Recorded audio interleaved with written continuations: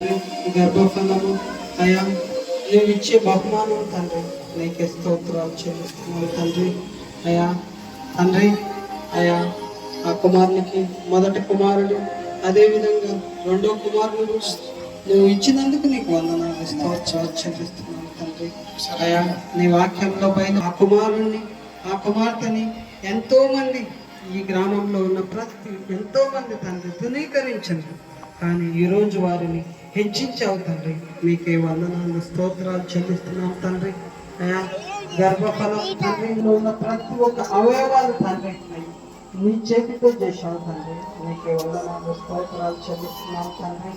అయా నీకే స్తుతి స్తోత్రాలు చెల్లిస్తున్నాం తండ్రి. తండ్రి చెప్పిన వాక్యంలో నీ ఆత్మ నుంచి ఎనగల శక్తిని గ్రహించే మనసుని మాకందరికీ అనుగ్రహించినందుకు నీకు వందనాలు స్తోత్రాలు. నిన్ను ఆరాధించాలి, నిన్ను గణపరచాలి, ఆ భాగ్యాన్ని మాకు అందరికీ అనుగ్రహించమని అడుగుచున్నాను తండ్రి. ఇచ్చిన ప్రార్థన నీ పరలోక రాజ్యంలో చేర్చుకొని యేసయ్య నామం ద్వారా నిన్ను అడిగి వేడుకొంచున్నాం తండ్రి.